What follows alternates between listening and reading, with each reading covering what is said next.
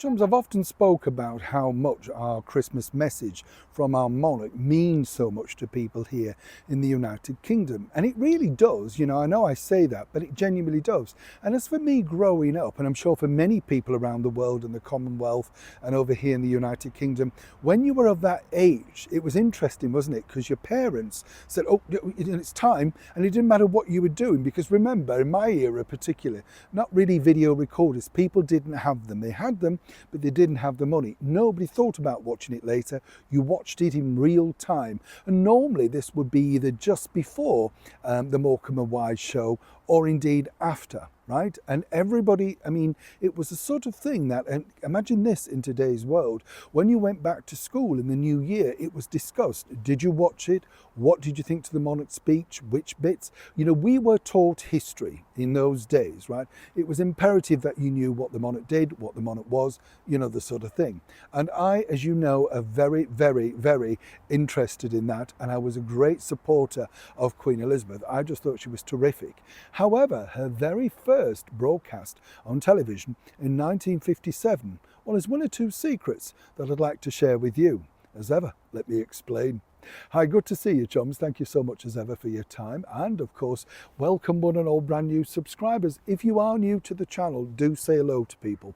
Don't be shy. We are, as I often say, a friendly group here, and we like to be friendly, and we like to make sure that we mingle and make people feel welcome.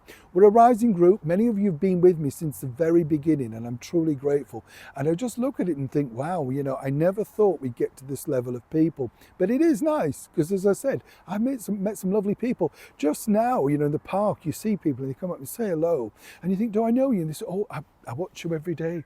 And I think it's lovely. I'm very moved by it, genuinely. Very moved in creating you, because I often think I'm just talking to you. Yes, just you. You see, this is the thing. This is the thing that if you have, of course, something like our late and brilliant monarch, Queen Elizabeth, doing the very first, can you imagine, televised speech to the nation in 1957. Remember, the Christmas speech had already gone on for years on radio. And I don't know about you, but when I listen back to some of those speeches online, I think they must have been far more atmospherical, because can you imagine listening round your Christmas tree with a crackling fire?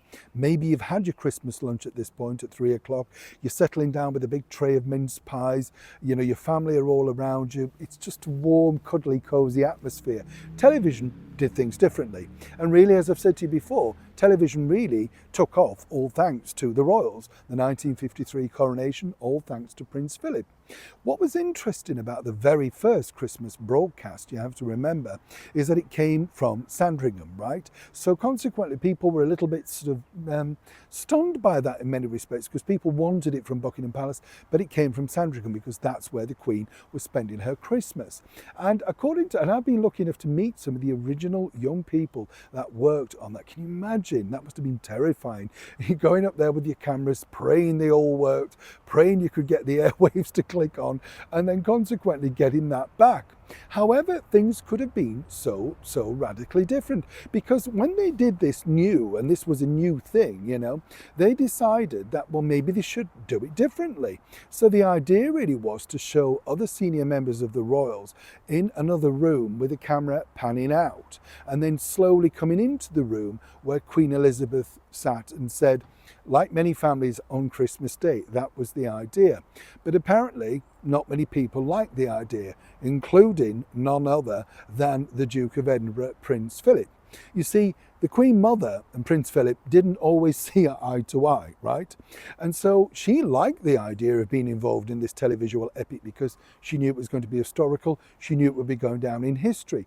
And she felt that really they should radically do it differently to, of course, the Queen's father, King George, who'd only appeared, obviously, on radio. However, Philip decided that the sole focus should just be on the Queen. And again, this is where you have to realise what a wonderful consort Prince Philip was, because they then tentatively, this is the BBC, went back and said, well, could you at least, pop in at the end, perhaps saying something like, well done, or it was charming, or whatever. And he said, no, And they said, no, no, but and he said, no, because that will suddenly become the focus. Everybody will talk about me walking in at the end. It should only be about the monarch. It should be the speech from the monarch. And it is the Christmas day. And everybody should only be focusing on one person. We will just stick with the monarch.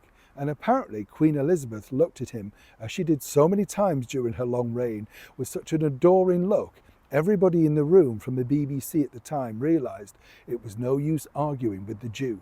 Now imagine that happening in modern times. It's a lovely, lovely story, isn't it? And, as ever, I'd love to know what you think to this particular story in the comments below. Neil Shawn, Kensington, London.